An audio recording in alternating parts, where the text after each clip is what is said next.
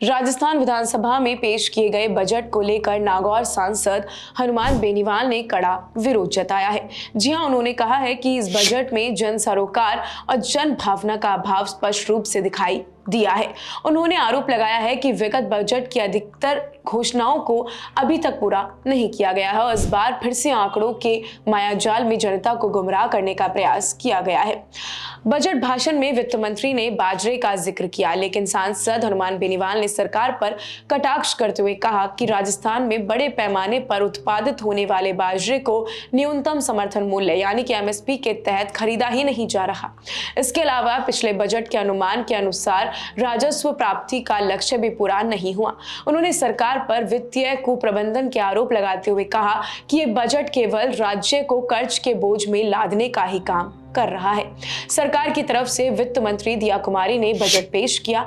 इसको लेकर बीजेपी सरकार आम जनता के लिए लाभदायी बजट बता रही है, लेकिन सांसद बेनीवाल ने इस बजट पर जमकर निशाना साधा है। उन्होंने कहा है कि सरकार के वित्तीय कुप्रबंधन के कारण लोग कर्जे के नीचे दब गए हैं। आम लोगों को इस बजट से काफी आशा थी, लेकिन सरकार ने उनके साथ छल किया है। उन्होंने निशाना साधते हुए कहा कि भजनलाल सरकार विगत बजट के अनुमान के अनुसार राजस्व प्राप्ति का लक्ष्य भी पूरा नहीं कर पा रही है, जो उनके कुप्रबंधन को साबित कर रहा है।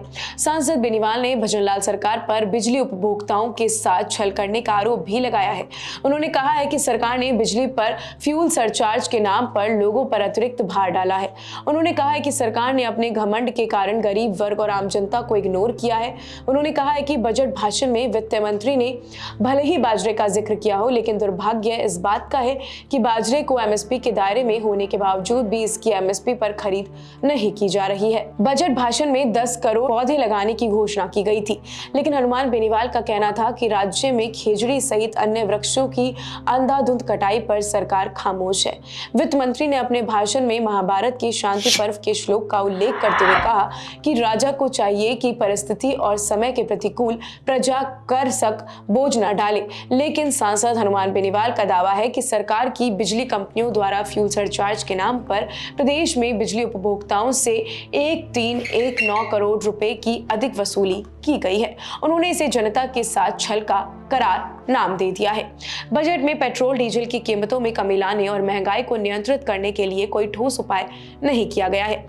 इसके अलावा खनिज नीति में बदलाव कर किसानों को अपनी खातेदारी से छोटे खनन पट्टे देने की मांग को भी नजरअंदाज किया जा रहा है। इन तमाम बातों को लेकर हनुमान बेनीवाल ने जो बीजेपी सरकार है उसके बजट को लेकर कई आरोप लगाए हैं, जमकर हंगामा किया है और कई तरीके के प्रश्न जो हैं खड़े कर दिए हैं। आपको क्या लगता है कि क्या बीजेपी सरकार का जो ये बजट आया है, जो दिया कुमारी ने पेश किया है, वो आम जनता के लिए, मध्यम वर्ग के लिए, गरीब लोगों के लिए कितना लाभदायक है, या फिर सांसद हनुमान बेनीवाल की ही प्रतिक्रिया आपके समझ में भी आ रही है? हमें कमेंट सेक्शन में बताना बिल्कुल भी मत भूलिएगा। ऐसी और भी तमाम अपडेट्स और जानकारियों के लिए आप बने रहिए हमारे चैनल भारत रफ्तार पर। नमस्कार।